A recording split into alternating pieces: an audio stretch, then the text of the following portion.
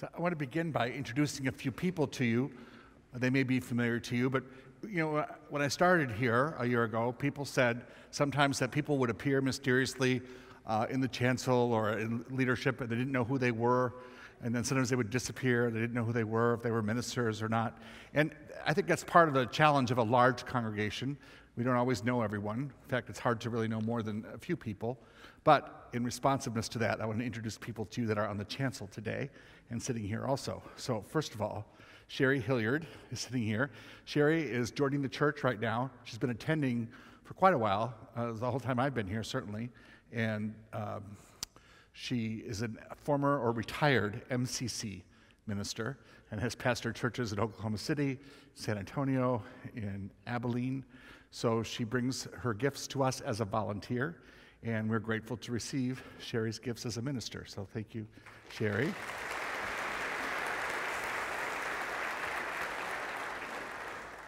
Then, scampering down, sitting over here is Jeff Hood with his wife, Emily.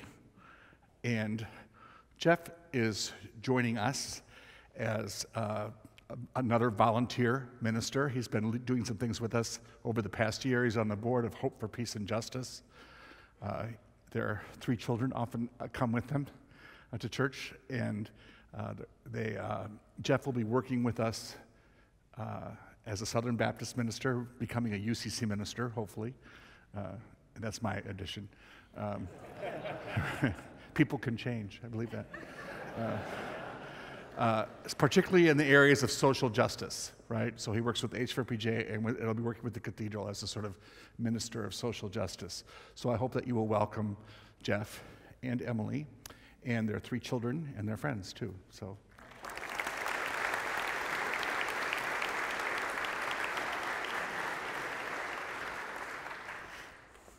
But wait.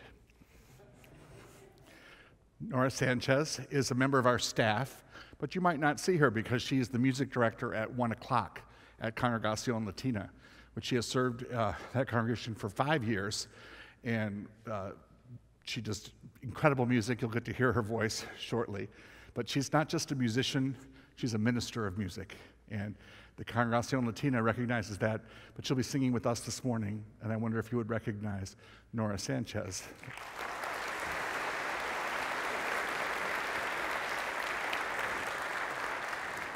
So we're a big family. It's hard to keep everyone straight sometimes. I want to tell you a story that my parents told me and my sister when we were growing up. It was our bedtime story. It was our way of getting to stay up a little bit longer when we wanted to do that. Or if we were terrified, it was the story they told us. So they said, in fact, I would often initiate this. Tell me the story.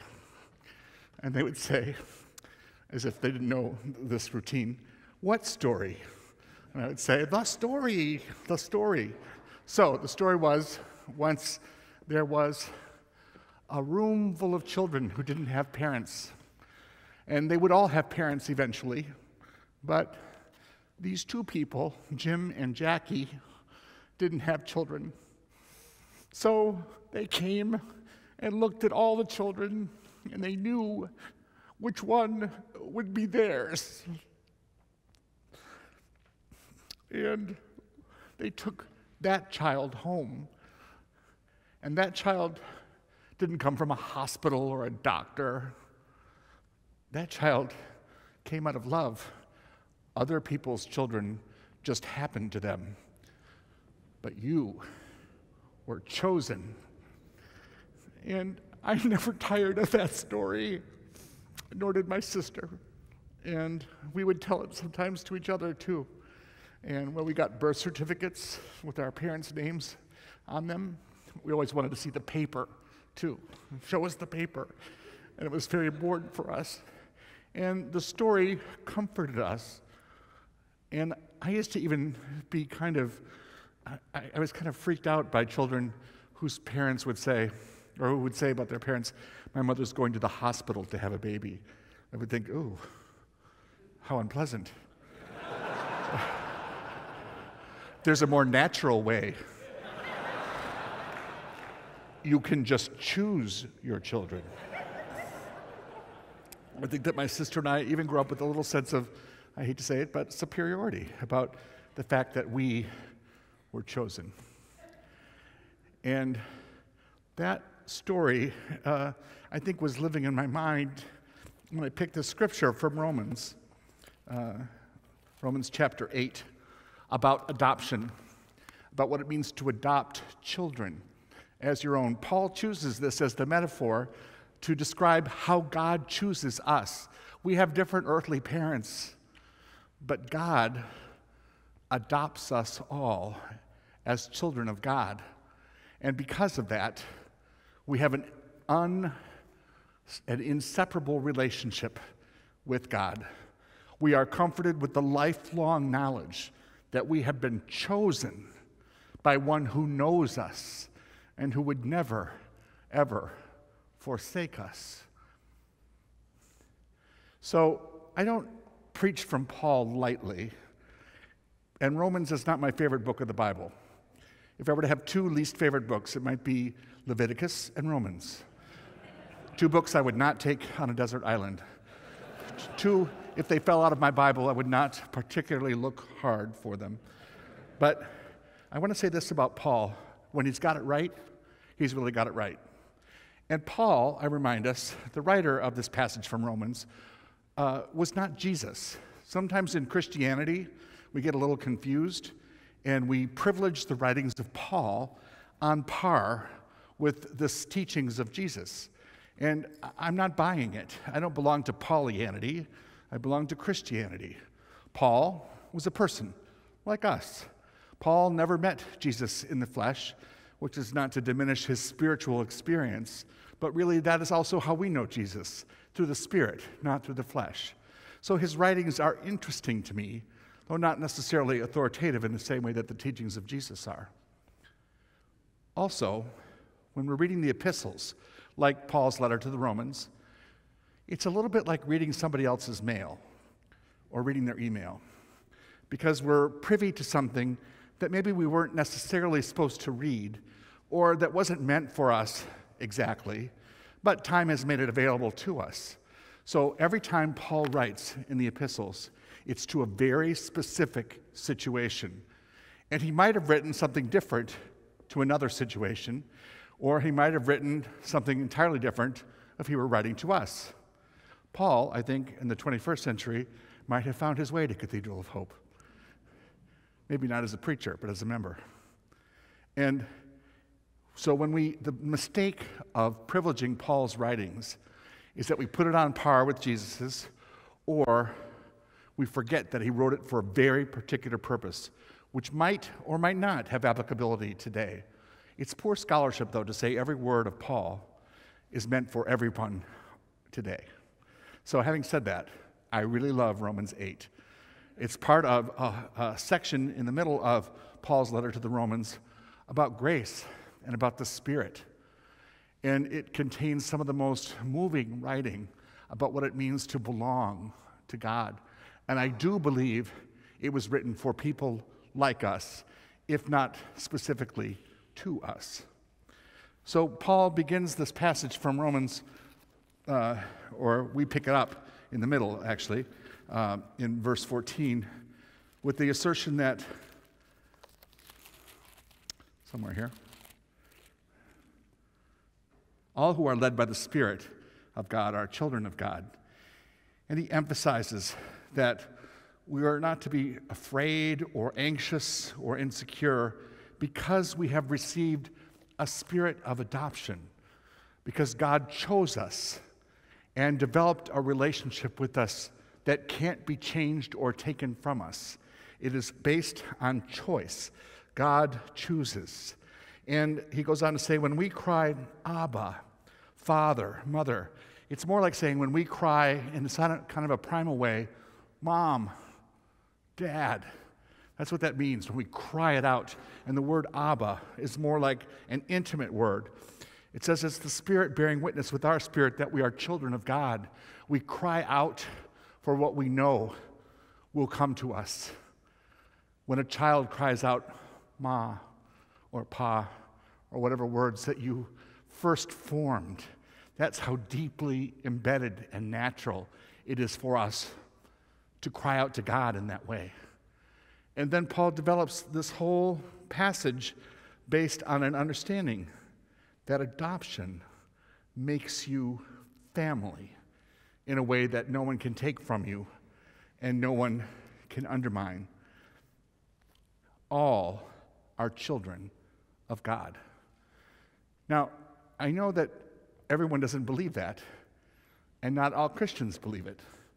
Tomorrow, likely, President Obama will sign a presidential order that will make it illegal to discriminate against lesbian, gay, bisexual, and transgender people in employment if you are a government contractor. Now, already religious groups are saying we want an exemption from that because our religion, Christianity, they say, teaches that it's okay to discriminate against lesbian, gay, bisexual, transgender people. I can't find that in Romans or Leviticus, but they're absolutely insistent.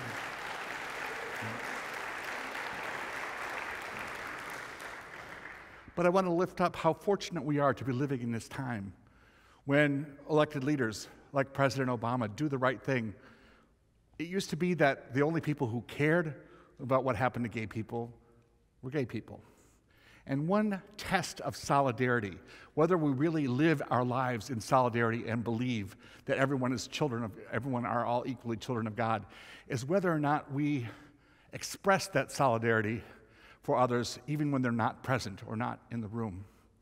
I learned this lesson early on when a Latina friend of mine, Reverend Martha Cruz, and I were traveled around together a lot, and always, waiters, hotel people would speak to me and not ever speak to her as if she weren't there. And she would say, this is what life is like. You move through the world visibly as a white male, and people notice you and people don't notice me. And she would say to me also that the thing she worried most was that if she were not in the room, would the people there still exhibit concern for Latino people? And that impressed me deeply, that what solidarity means is that we all have each other's back equally, whether or not it's our own situation or not.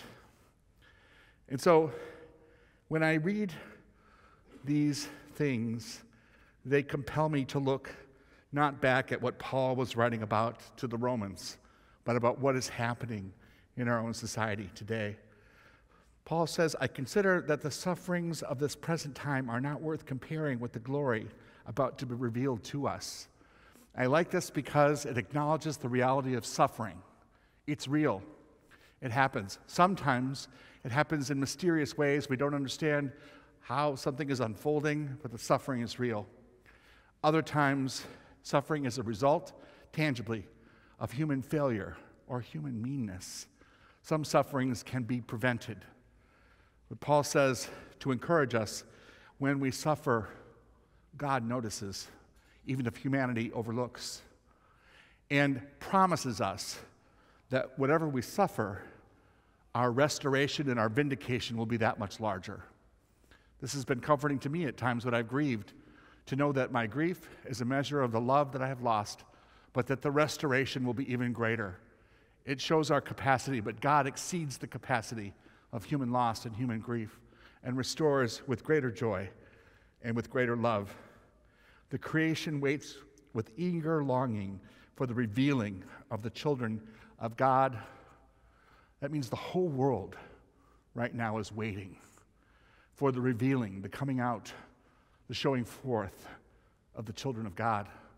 The whole creation, Paul says, but our society right now is not. There are children who are coming here. They're on their way here. Some of them are here already. Some of them, because of the terribleness of the journey, do not make it alive or are sent back to very dire circumstances. Now, I don't normally like to call out other clergy by name, but I'm going to this morning. Pastor Jeffress at the First Baptist Church in Dallas has said that the most compassionate thing that we could do right now is to build a wall between Mexico and Texas. And he has a whole rationale for it. It's totally insane, I think. I'm not saying he is, but it's like, I don't know what Bible you're reading from, but it isn't the New Revised Standard Version, and I don't even think it's in the King James. See, Pastor Jeffress likes the book of Leviticus. We know this. He's obsessed with parts of it, not the most attractive parts. I'm sure he eats shrimp and shellfish. I'm sure he wears clothing that is mixed linen and wool. But I wonder if he knows this verse from Leviticus chapter 19, 33 and 34. When a foreigner resides among you in your land, do not mistreat them. The foreign-born residing among you must be treated as native-born. Love them as you love yourself, for once you were foreigners in Egypt.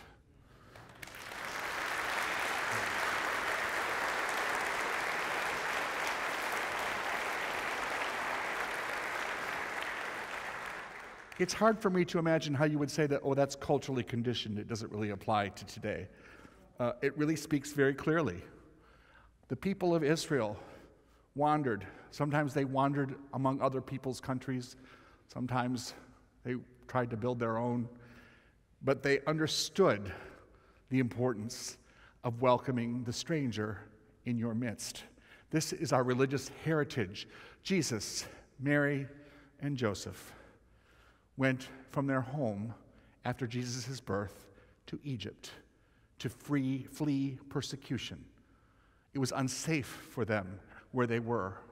And we have constructed our religion who bears the name Jesus Christ, and we forget that he was an immigrant in his childhood, probably without papers. It is natural for people, not unnatural, it is natural for them to seek safety, to seek food, to seek shelter, to seek freedom from violence. The construct of a border does not appear important to God and is probably invisible, our borders, from heaven. But how we treat children makes all the difference in the world. I told you earlier this year, you've heard me say this, I was in El Salvador. I was there to do something that was GLBT related. I wasn't there particularly to observe poverty or gang violence, but I saw dire poverty. I saw extreme violence like we rarely see here. And there isn't a person in the room who, if raising a child, would not figure out how to find a safer place for them if they could. El Salvador uses American currency. Our dollar bills, every day, that's what they use. El Salvador, one of these countries, was ruined by United States policy in the 1970s and 80s. And we should be ashamed of what we did there, and we never talk about it. And we owe them something. We owe them the honor of caring for their children, if right now they cannot. And how we receive them will be how we will be judged. I believe that.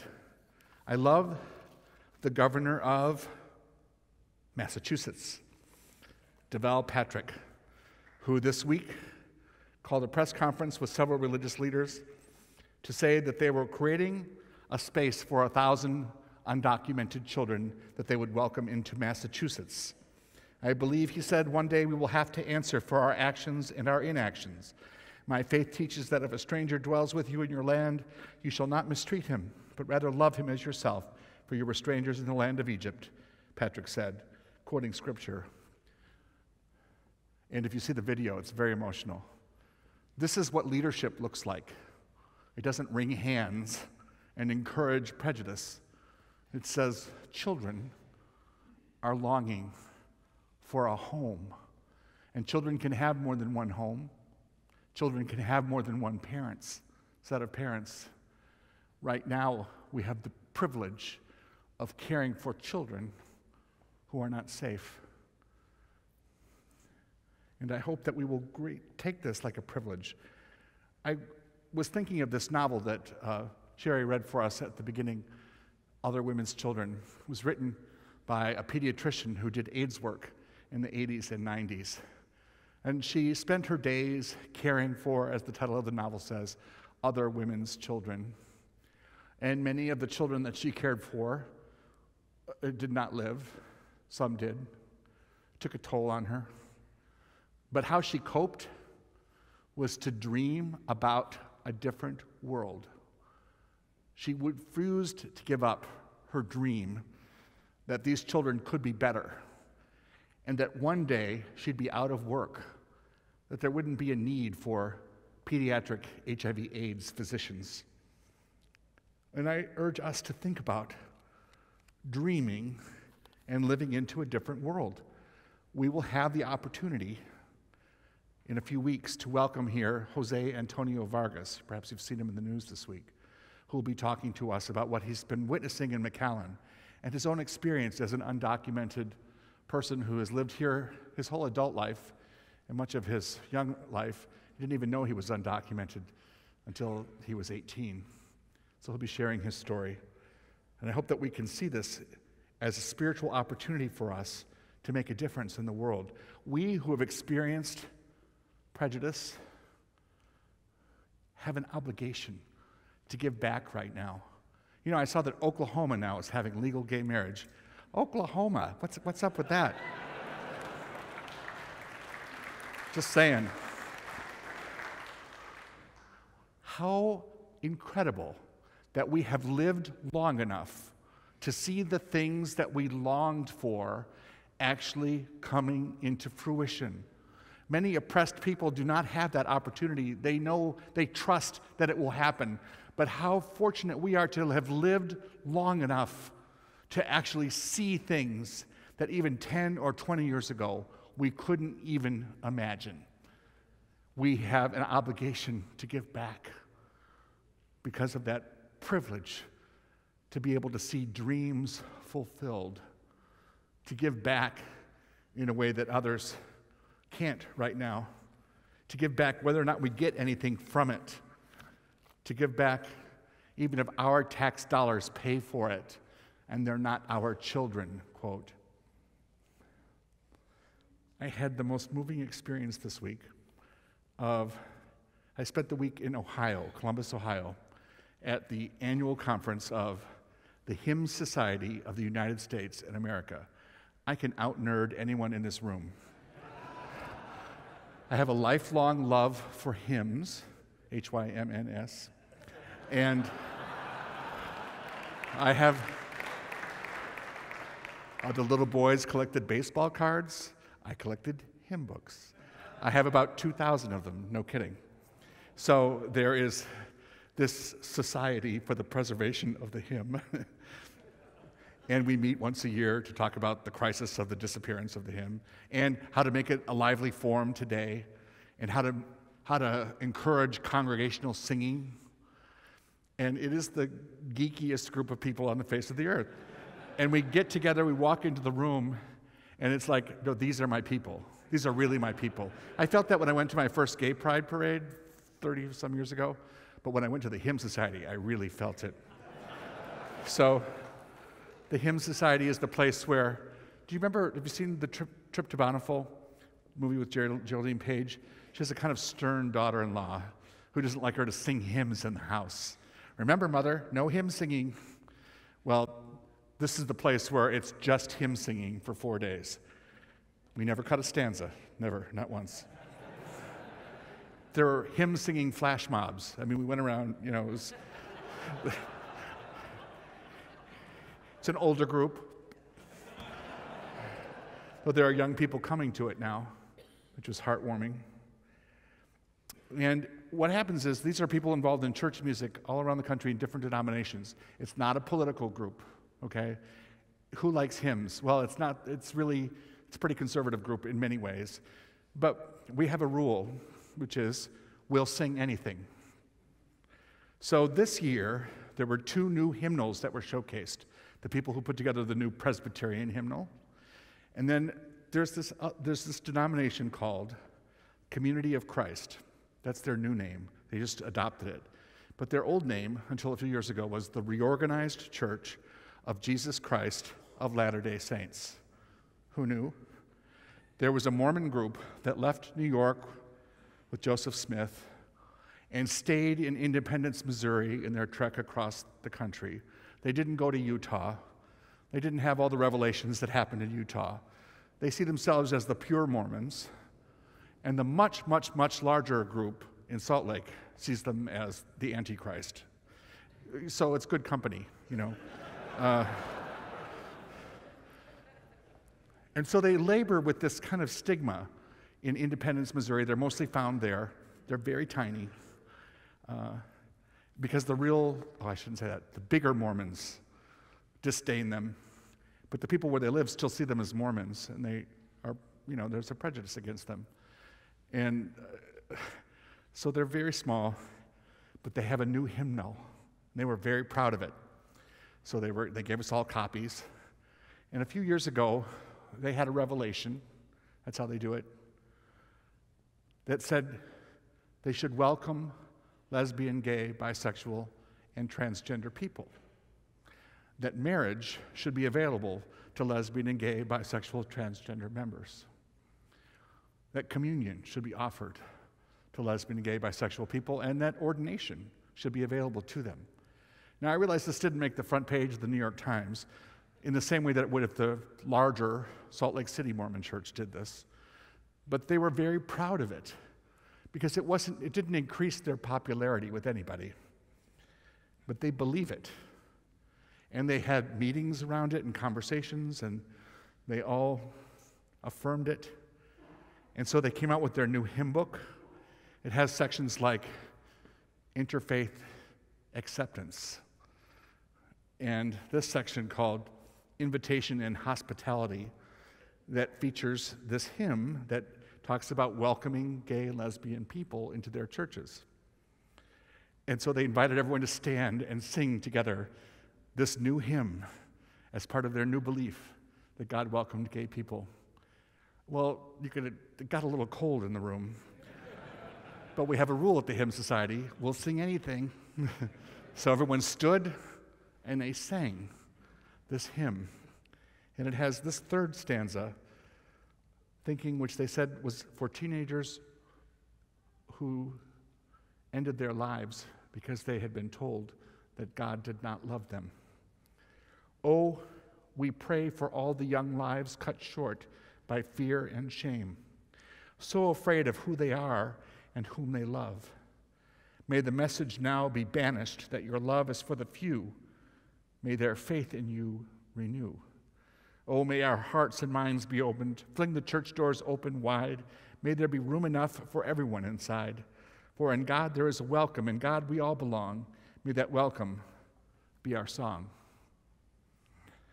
And I have to say, I wasn't quite ready to join the Reorganized Church of Latter-day Saints of Independence, Missouri. But I admired their belief that God had opened up to them an understanding, and that they would defend this belief whether they were gay or not. And not only that, given their one shot at the Hymn Society to shine, to show off their hymn book, they chose this material to have everyone sing together. They understood, because of their own experience of prejudice and stigma, the importance of creating a church home where everyone belonged.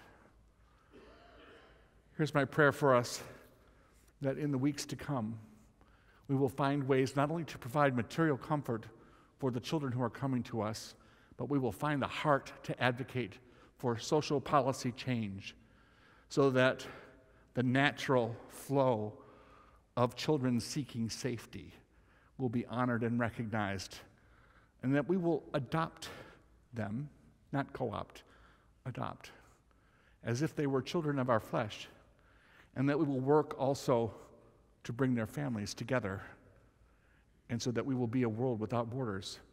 I do believe that's what Paul envisioned when he said, who hopes for what they can't see? We hope for what they can see. We hope for what we can't see.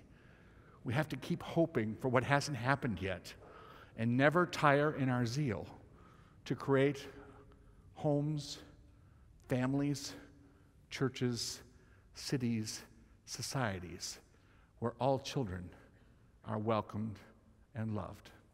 Amen.